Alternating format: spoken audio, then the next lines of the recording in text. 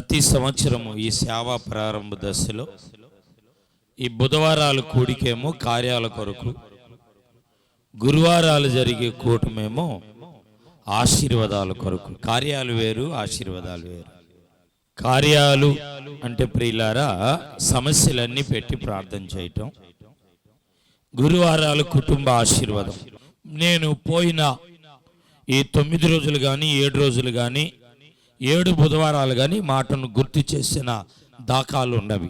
జకర్యా 8వ అధ్యాయంలో 19, 20కి పైన ఉంటుంది కదా. 19లో ఒక మాట, యూదా ఇంటి వారికి సంతోషమును ఉత్సాహమును పుట్టించు మనోహరములైన పండుగలను. ఏ పండుగలంట ఇవి? అందరు చెప్పాలి, ఏ పండుగలంట ఇవి? ఉపవాస పండుగలు, యూదా ఇంటి వారికి అన్నాడు. అంటే రక్షింపబడిన మన జీవితాలకు ఇవి ఏమై ఉన్నవి అంటే పండుగలు. స్తోత్రం చెల్లిదా. ఇవి ఏమై ఉన్నవండి? పండుగలు.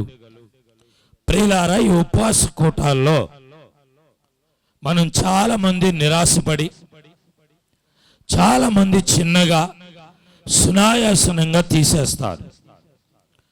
ఈ ఉపవాస దినాలను పాత నిబంధన కాలంలో ఏమన్నాడంటే ఉత్సాహము పుట్టించు మనోహరములైన పండుగ అంటారు. అంటే సంతోషముతో కూడిన పండుగలు. అంటే మనం ఉపవాసం ఉండగా దేవుడు తన కార్యాలు చేసినప్పుడు మనలో ఉత్సాహమును సంతోషమును కలుగును. స్తోత్రం గట్టిగా చెల్లిద్దాం. ఈ పండుగలు మనోహరమైనవి అంటే ఏంటి? అందమైనది. ఉత్సాహం అంటే సంతోషం. దేవుని వాక్యములో ప్రియులారా, దేవుని వాక్యములో మనం చూస్తున్నాం కదా, బైబిల్ గ్రంథములో దేవుడు మన జీవితాల్లో కార్యాలను చేసి, ఉపవాసాలు ఉన్నవాళ్ళు బైబిల్లో చాలామంది ఉన్నారు కదండి. యేసు ప్రభువు వారు ఉపవాసం ఉన్నాడు, తర్వాత మోషే ఉపవాసం ఉన్నాడు, ఎస్తేరమ్మ ఉపవాసం ఉంది, ఆ తర్వాత ఏమండి నెహెమ్యా ఉన్నాడు, ఎజ్రా ఉన్నాడు, దానియేలు ఉన్నాడు, దావీదు ఉన్నాడు, పౌలు గారు ఉన్నాడు, బరబ్బా ఉన్నాడు, అపోస్తులు ఉన్నారు. ఏమండి అంటే వీళ్ళందరూ ఉపవాసాలు ఉన్నారు. మోషే ఉపవాసంలో ఒక ప్రత్యేకత ఉంది. మోషే 40 దినాలు కొండ మీద ఉపవాసం ఉన్నాడు. ఆ కొండ కొత్త బైబిల్లో ఆ కొండను కూడా వేశారు బొమ్మలన్నీ.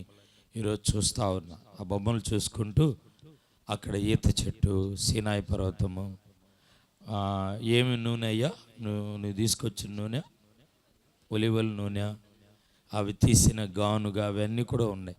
ఇందులో చూడటం ఏంది, వెళ్ళి అక్కడే చూసేస్తే బాగుండిద్ది అనుకున్నాను. స్తోత్రం చెల్లిద్దాం. అంటే ఈయన చూద్దాం. చూడండి, నిర్గమాకాండం 34వ అధ్యాయము 24వ మాటను చదువుకుందాం. ఉండేను, చేయలేదు. ఏమండి? భోజనం చేయలేదు, నీళ్లు తాగలేదు. అంతలో ఆయన అనగా వ్రాసెను. స్తోత్రం గట్టిగా చెల్లిద్దామా. 29లో కూడా మోషే సీనాయి కొండ దిగుచుండగా శాసనము గల 2 పలకలను మోషే చేతిలో ఉండెను. అతడు ఆ కొండ దిగుచుండగా ఆయన అతనితో మాట్లాడుచుండినప్పుడు అతని ముఖ చర్మము ప్రకాశించి సంగతి మోషేకి తెలిసి ఉండలేదు. చప్పట్లు కొట్టి మహింపరుద్దాం. అంటే అతడు ఉపవాసం ఉన్నప్పుడు 2 పలకలు అతని చేతికి ఇవ్వబడి, 2 పలకలు, పాత నిబంధన కొత్త నిబంధన, 2 పలకలు. ఈరోజు మోషే ఉపవాసం ఉన్నాడు, పండగగా ఆచరించాడు. అతడు అన్నం తినలేదు, నీళ్లు తాగల. అయినా అతని ముఖం తగ్గలేదంట, చర్మం ప్రకాశమానంగా ఉంది, ఫ్రెష్గా ఉన్నాడు. ఆ సంగతి అతనికే తెలియలేదంట. అతని చేతిలో ఏమున్నదంటే 2 పలకలు ఉన్నవి. ఈరోజు నేను దాన్ని కొంచెం ఆత్మ సంబంధంగా మలుచుకొని చెప్పేది ఏంటంటే, ఆ 2 పలకలు నీ 2 కార్యాలకు సాదృశ్యం. దేవుడు 2025లో మీరు అనుకుంటున్న గొప్ప కార్యాలలో 2 కార్యాలు నా దేవుడు చేస్తాడు. గట్టిగా స్తోత్రం చెల్లిద్దాం. గట్టిగా దేవుని నామాన్ని మహింపరుద్దాం. 2025 సంవత్సరం ఈ మొదటి బుధవారం ప్రియులారా, 7 బుధవారాల్లో దేవుడు మాట్లాడుతున్నాడు. మోషే ఉపవాసం ఉండగా అతని చేతిలో 2 పలకలను, అంటే ధర్మశాస్త్రాన్ని దేవుడు ఇచ్చాడు. అది తీసుకొని వస్తుంటే ఇందాక ఆ జకర్యా గ్రంథంలో కూడా వారికి మనోహరమైన పండుగలు, ఉత్సాహంతో కూడిన పండుగలు, అవి సంతోషాన్ని ఇచ్చేవి. నేను కూడా అంటాను, మీకు 2 కార్యాలను దేవుడు చేసి సంతోషాన్ని కలుగు చేయునుగాక. గట్టిగా స్తోత్రం చెల్లిదా. ప్రియులారా, ఈరోజు నేను 2 కార్యాలంటే, ఒక కార్యానికి మీరు 10 కార్యాలు కూడా ముడివేసుకోండి. నా దేవుడు 20 కార్యాలు కూడా చేస్తాడు. ఒకవేళ నువ్వు ఏ సమస్య, ఏ కార్యము, ఎలాంటి వ్యాధి బాధల్లో లేక ఎలాంటి సమస్యలు ఆయన పాదాల దగ్గర పెట్టావో నా దేవుడు చేస్తాడు. ఆమెన్ చెప్దా. సింపుల్గా 2 కార్యాలు అనుకుందాం. మనసులో సింపుల్గా ఒక 2 కార్యాలు అనుకుందాం. స్తోత్రం గట్టిగా చెల్లిద్దాం. 2 కార్యాలు. మీరు ఏమేమి కార్యాలు అనుకుంటూ ఉన్నారు? మోషే చేతిలో 2 పలకలు ఉన్నాయి. ఇవి ఏంటంటే ధర్మశాస్త్రం, దేవుని వాక్యం. ఈరోజు దేవుడు 2 కార్యాలే కాదు కానీ ఈ చేతిలో ఉన్న 2 పలకలకు ప్రియులారా, ఆయన చేతిలో ఏమి ఇచ్చాడు అంటే, ఆయన ముఖం ప్రకాశించింది. అది ఆయనకి తెలియలేదంట, ఆయనకు వెలుగు వచ్చిందంట. గట్టిగా స్తోత్రం చెల్లిదా. మీకు తెలియకుండానే ఈ సంవత్సరం అద్భుతాలు జరగబోతున్నాయి. మరియమ్మ గారు మరి అద్భుతాలు చేస్తారు. మీకు తెలియకుండానే ఉపవాస కూటాల్లో, పండగల్లో నా దేవుడు అద్భుతం చేస్తాడు. మా అమ్మగారికి కూడా బాగలేదు, ఏమీ డబ్బులు ఖర్చు పెట్టేది కాదు, హాస్పిటల్లో జాయిన్ చేసేది కాదు. చూడండి ఎలాంటి సమస్య పెట్టాడు సేవకుల కుటుంబానికి. మరి మొన్నటిదాకా హాస్పిటల్లోనే పెట్టాం, అంతకుముందు ప్రైవేట్ హాస్పిటల్లో పెట్టాం. బాగా డబ్బు ఖర్చు అయింది. అది ఆపరేషన్ చేయటానికి లేదు, మందులు వాడటానికి ఏమీ లేదు, అలా ఉండటమే. ఇప్పుడు కాళ్ళు కూడా సచ్చుబడిపోతూ ఉంది. సరే, ప్రార్థన చేయండి. సేవకి, దైవికమైన పనికి ఆటంకమేమి కలగకూడదు. తల్లి మరి ఆమె జన్మనిచ్చింది, పెంచింది కాబట్టి ఈరోజు సేవ చేస్తూ ఉన్నాను. ఆమె కోసం కూడా ప్రార్థన చేయండి. ఈ కార్యాల్లో తనకు కూడా దేవుడు కార్యం చేయాలి, తనకు కూడా దేవుడు కార్యం చేయాలి. బైబిల్లో నుండి ప్రియులారా, ఈయన చేతిలో ఉన్న 2 పలకలు ఏంటంటే దేవుని వాక్యం. ఏమై ఉన్నది? దేవుని వాక్యం. చూడండి బైబిల్లో ఈ వాక్యాన్ని ఏమంటాడంటే, ఫిలిప్పీలకు రాసిన పత్రిక, ఏమంటే ఫిలిప్పీలకు రాసిన పత్రిక 2వ అధ్యాయంలో 16వ వచనాన్ని చదువుదాం. అట్టి జనము మధ్యను మీరు జీవవాక్యమును చేత పట్టుకొని. ఏదంట ఇది? అందరు చెప్పాలి. 2 రాతి పలకలు అంటే ఆ చేతిలో ఉన్నది ఏమై ఉన్నదంటే జీవవాక్యం. స్తోత్రం. జీవం. ఒక మాటతో చెప్పాలంటే ఏమై ఉన్నది? జీవం. జీవం. నిర్జీవంగా ఉన్నారేమో, నీళ్ళు నిర్జీవంగా ఉన్నదేమో, నీ బలహీనత, అనారోగ్యం నిర్జీవంగా ఉన్నదేమో, భార్య భర్తలు విడిపోయి నిర్జీవంగా ఉన్నారేమో, ఉద్యోగాన్ని కోల్పోయి నిర్జీవంగా ఉన్నారేమో, ఒకవేళ అప్పుల్లో ఉండి నిర్జీవంగా ఉన్నారేమో, దేవుడు జీవాన్ని అనుగ్రహించునుగాక. జీవవాక్యం.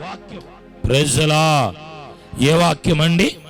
మోషే చేతిలో దేవుడు జీవవాక్యం, జీవాన్ని ఇవ్వటానికి గల కారణం ఏంటంటే, మోషే 40 రాత్రులు 40 పగళ్ళు ఉపవాసం ఉండి అతడు ఆహారము నీళ్లు మానేసి ప్రార్థన చేశాడు. చెప్పండి, ఏం చేశాడు? ప్రార్థన. ఇప్పుడు 2వది చూడండి, 2 కొరింథీ 5వ అధ్యాయము 19వ వచనం.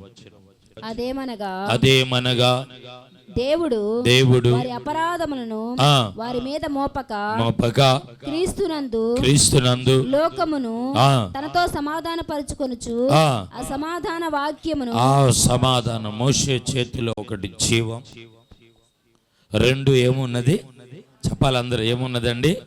ఈ పండుగల్లో ఈ కూటాల్లో మోషేలాగా మీరు కూడా ఉపవాసం ఉన్నారు, ఆహారాన్ని మానుకున్నారు, నీటిని మానుకున్నారు. మోషే చేతిలో రెండు పలకల్లో ఉన్నది ఏమై ఉన్నదంటే ఒకటి జీవం. నిర్జీవంగా ఉన్న మీ స్థితిని నా దేవుడు జీవాన్ని పోయినుగాక. అనారోగ్యములో జీవం, ఆవేదనలో జీవం. ప్రియులారా, ఒకవేళ మీరు అన్వేషిస్తున్న ప్రతి కార్యములో దేవుడు జీవాన్ని పోస్తాడు. చప్పట్లు గట్టిగా కొడదాం. రెండవది సమాధాన వాక్యం. దేవుడు మీకు మీ కుటుంబాలకు సమాధానం కలుగు చేస్తాడు.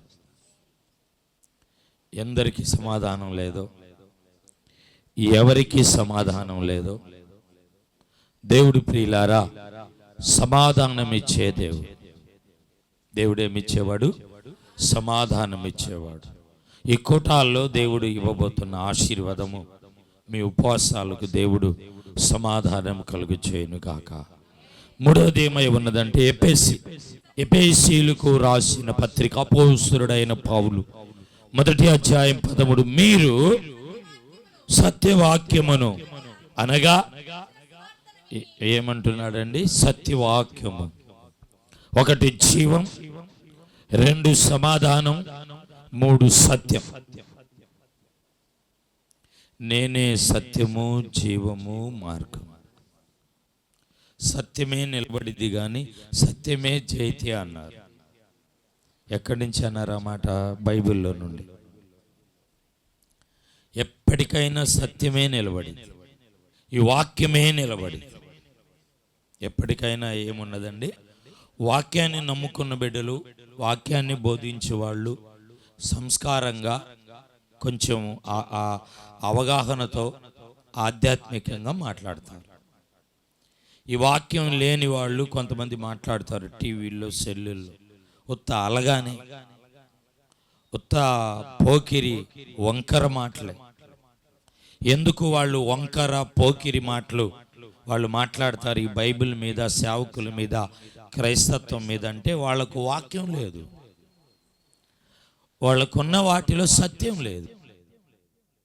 మనకు సత్యవాక్యం కాబట్టి ప్రియులారా మనము ఏం మాట్లాడతామంటే సత్యం మాట్లాడతాం. మన మాటల్లో కూడా మనమే నిలబడతాం. స్తోత్ర. మనమే ఏమవుతాం చెప్పండి? ఏమండి, కొంతమంది ప్రార్థనలు చేయమంటారు, వాళ్ళకి 2-3 సంఘాలు, 2-3 పాస్టర్లు. ఆ 2-3లో నేను ఒకడిని. ఏం మాట్లాడతాం, ఏం దర్శనం ఇస్తాను? నేను ఒకటి చెప్తాను, నాకు తెలిసిపోయిద్ది. అవతల 2 పాస్టర్లు వచ్చి వేరే చెప్పేళ్ళు ఉంటారు. నేను చెప్పంగానే దాన్ని పక్కన పెట్టేస్తారు. ఇంకా అంటే పక్కన పెట్టేయటం అంటే వాళ్ళు రిసీవ్ చేసుకునే దాంట్లో నాకు అర్థమైపోయింది. ఓహో, ఎవరో బలమైన వాళ్ళు బలమైన బీజం వేశారు, అసత్యపు యొక్క బీజాన్ని. వీళ్ళు కరెక్ట్గా లేరు. వాడు కొండంత చెప్తాడు ఆ పాస్టర్ గారు వచ్చి. మనం కరెక్ట్గా లేకుండా కొండంత ఆశీర్వాదం ఎట్ట వచ్చింది? ఏమండి, అలా అనుకుంటే గొప్ప గొప్ప ధనికులు ఉన్నారు, డబ్బును పెట్టి, పలుకుబడిని పెట్టి అన్నీ చేయగలుగుతారు. నేనంటాను సత్యమే నిలబడింది, సత్యవాక్యమే. అలాగ ఉన్నప్పుడు అలాంటి వాళ్ళు జోలికి కూడా నేను పోను. పౌలు గారు ఒక అద్భుతమైన మాట చెప్తాడు, సుకన్యమ్మ, మీరు బలమైన ఆహారం తినవలసిన వారై ఉండి, తినే స్థితిలో ఉండి, ఏమ్మా అర్థమవుతుందా? ఇంకను చెప్పండి, బయటికి వచ్చిన వాళ్ళు చెప్పండి, ఇంకను మీరు పాలు తాగేవారుగా ఉన్నారు. ఎన్నాళ్ళు మిమ్మల్ని నేను భరించేది, సహించేది. యేసు ప్రభు వారు కూడా అంటాడు, ఎక్కువ మత్తయి వార్తలో తగులుతారు ఈ కోటాగాళ్ళు. యేసు ప్రభు వారు కూడా ఏమంటాడంటే, ఎంతకాలము నేను మిమ్మల్ని సహిస్తాను, అక్రమము చేయవారులారా నా ఇద్దరి నుండి మీరు పొండి, తొలగిపోండి. ప్రియులారా, మనం ప్రవక్తలుగా ఉండవలసిన వారు, మనము ఆత్మలను సంపాదించే వారుగా ఉండవలసిన వారు.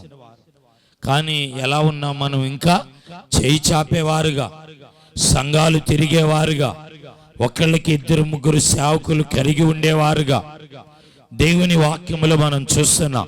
మూడవది, అతని చేతిలో ఉన్నది ఏమిటంటే దేవుడు ఇచ్చిన ఆశీర్వాదం. ప్రియులారా, సత్యవాక్యం.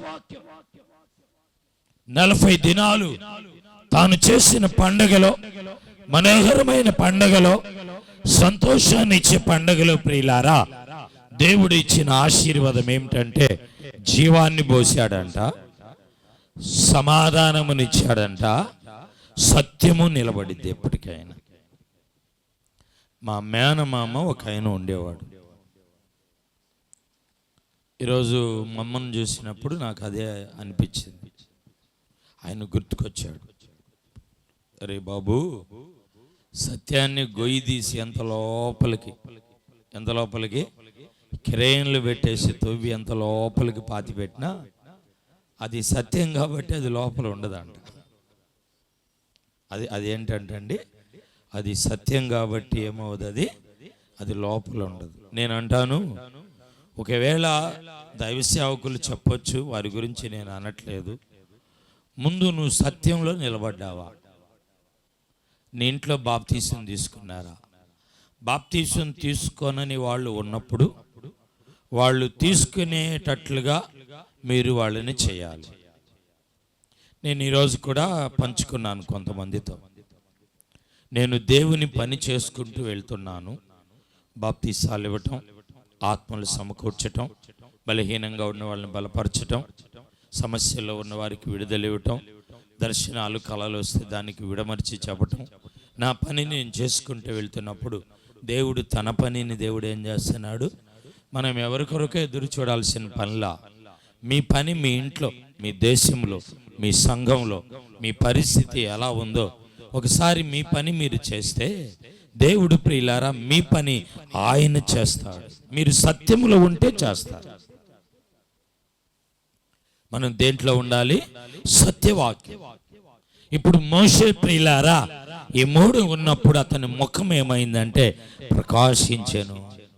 అతని ముఖాన్ని ఇతరులు ఏం చేయలేకపోయారంటే వారు చూడలేకపోయారు. స్తోత్ర, వారు చూడలేకపోయారు. నీ ఆశీర్వాదాన్ని, మీ దీవెనను, నీ ఇంటిలో జరగబోతున్న అద్భుతమైన కార్యాన్ని నా దేవుడు ప్రియులారా ఇతరులు చూసేటట్లు, ఇతరులు పొందేటట్లు దేవుడు చేయునుగాక. మోషే మీదలే కాదు కానీ రెండి చివరి మాటగా ఒక మాట, యెషయా గ్రంథము 60వ అధ్యాయము, యెషయా గ్రంథము 60వ అధ్యాయం బైబిల్లో నుండి ప్రియులారా మొదటి మాటను చదువుదాం. నీకు వెలుగు వచ్చి ఉన్నది, లెమ్ము తేజరిల్లుము, యెహోవా మహిమ నీ మీద ఉదయించెను. చెప్పండి పక్కన వాళ్ళకి, నీకు వెలుగు వచ్చి ఉన్నది. చెప్పండి పక్కన వాళ్ళకి, యెహోవా మహిమ నీ మీద ఉదయించెను. యెహోవా మహిమ మన సంఘం మీద ఉదయించెను. దేవుని మహిమ మన సంఘం మీద, మోషే మీద నుండి ఇప్పుడు సీనాయి పర్వతం మీద నుండి ఎక్కడికి వచ్చేసింది? కరుణా కాలనీకి వచ్చింది. గెత్సేమనే ప్రార్థనా మందిరంలోకి వచ్చేసింది. ఈ మొదటి బుధవారపు కూటములో ఉన్నది. చప్పట్లు కొడదాం గట్టిగా. 5వ వచనములో అంటున్నాడు, నీవు చూచి ప్రకాశింతువు. దేన్నే? ఆ వెలుగును, ఆ కార్యాన్ని, ఆ దీవెనను. యెషయా గ్రంథం 60వ అధ్యాయము 5వ వచనములో నీవు చూచి ప్రకాశింతువు, నీ గొండె కుట్టుకొనుచు ఉప్పొంగును, సముద్ర వ్యాపారము నీ వైపు త్రిప్పబడును, జనములకు ఐశ్వర్యము నీ యొద్దకు వచ్చును. చాలా ఆశీర్వాదాలు అక్కడ చెప్తాడు. కాబట్టి మీరు ప్రతిష్ఠితులై దైవ సన్నిధిలో ఈ ఉపవాస పండుగలు 6 వారాలు ఉంది. ఇంకా మీరు కూడుకోండి, ప్రభు గొప్ప కార్యం చేసి నడిపిస్తాడు. ప్రార్థన చేసుకుందాం. కొద్దిగా ఉన్న చోటనే మ్రోకరిద్దాం. మన మంచి అభి ప్రార్థిస్తారు. అలాగే మ్రోకరియగలిగితే మ్రోకరియండి, కొంచెం మ్రోకరియగలిగిన వాళ్ళు మ్రోకరించండి. లేకపోతే లేచి నిలబడండి, లేచి నిలబడండి. మహిమగల దేవ, కృపామయుడ, దయామయుడ, ఇంతవరకు కాచి కాపాడి భద్రపరిచి నడిపించిన విధానమును బట్టి మీకు వందనాలు, మీకు స్తోత్రాలు ప్రభా. 2024 మొత్తము దేవానికి స్తోత్రాలు ప్రభా. మమ్మల్ని కాచి కాపాడి నడిపించావు ప్రభా. మమ్మల్ని అందరినీ నైనా ప్రభా ఈ సన్నిధిలో చేర్చిన విధానమును బట్టి మీకు వందనాలు, మీకు స్తోత్రాలు ప్రభా. ఇదిగో నైనా ప్రభా, వచ్చిన ప్రతి ఒక్కరిని మీరు జ్ఞాపకము చేసుకోండి దేవా, మీకు వందనాలు, మీకు స్తోత్రాలు ప్రభా. ఈ యొక్క ఉపవాసపు కూడికను మీరు జ్ఞాపకము చేసుకోండి దేవానికి స్తోత్రాలు ప్రభా. కార్యాల నిమిత్తము దేవానికి స్తోత్రాలు ప్రభా. ఉపవాసం ఉండి వచ్చిన ప్రతి ఒక్కరిని మీరు జ్ఞాపకము చేసుకోండి దేవా.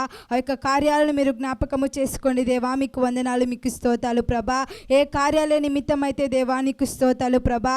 భారము కలిగినైనా ప్రభా నీకు స్తోత్రాలు ప్రభా. ఎంతో వేదనతో దేవానికి స్తోత్రాలు ప్రభా. వారు ప్రార్థించుచున్నారో దేవానికి స్తోత్రాలు ప్రభా. ఆ యొక్క ప్రార్థన మీరు ఆలకించండి దేవానికి స్తోత్రాలు ప్రభా. ఆ యొక్క ప్రార్థన మీరు వినండి దేవానికి స్తోత్రాలు ప్రభా. ప్రార్థించిన ప్రతి ఒక్కరి ప్రార్థనకు దేవానికి స్తోత్రాలు ప్రభా. వారు అడుగుచున్న ప్రతి ఒక్క కార్యానికి దేవానికి స్తోత్రాలు ప్రభా. మీరేనైనా ప్రభా, మీరేనైనా ప్రభా, ఆ యొక్క కార్యాలను దేవా మీరే సఫలపరచండి దేవా, మీకు వందనాలు, మీకు స్తోత్రాలు ప్రభా. ఆ యొక్క ప్రతి ఒక్క కార్యాన్ని దేవా మీరే సాక్ష్యాలుగా మార్చండి దేవా, మీకు స్తోత్రాలు ప్రభా. ప్రతి ఒక్క కార్యాన్ని దేవా మీకు స్తోత్రాలు ప్రభా. మీరు సాక్ష్యాలుగా మార్చబోతున్నందుకు మీకు వందనాలు, మీకు స్తోత్రాలు ప్రభా. మా యొక్క ప్రార్థనను దేవా, మా యొక్క మనవులను మీరు ఆలకించండి తండ్రి, మీకు స్తోత్రాలు ప్రభా. విత్తబడిన వాక్యాన్ని మీరు జ్ఞాపకము చేసుకోండి దేవా, మీకు స్తోత్రాలు ప్రభా.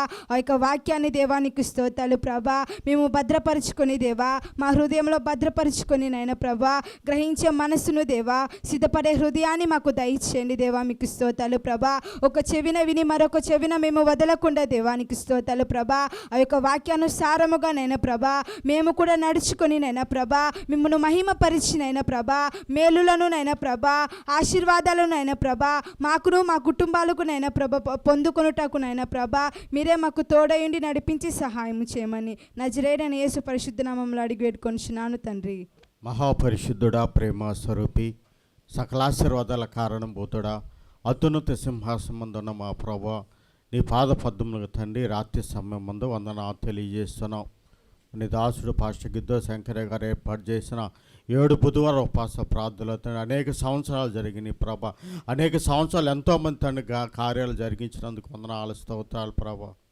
మరి పాత సంవత్సరం 2024 కొత్త సంవత్సరం 1వ తారీఖు నుంచి తండ్రి నీ సన్నిధిలో గడిపాం ప్రభా. అందును బట్టి స్తోత్రాలు, ఇటు ఆయుష్ ఆరోగ్యాన్ని ఇచ్చినందుకు మీకు వందనాలు స్తోత్రాలు తండ్రి. మరి ఏ బిడ్డ అయితే ఏమైతే ప్రతిష్ఠ చేసుకుని నీ సన్నిధికి వస్తున్నారు ప్రభా, ఆ కార్యాలని నెరవేర్చమని కోరుతున్నాం ప్రభా. ప్రాముఖ్యంగా తండ్రి మరి సేవకుడు పాస్టర్ గిద్దో శంకరయ్య గారు తల్లి గారు సంతోషం గారిని బట్టి స్తోత్రాలు తండ్రి.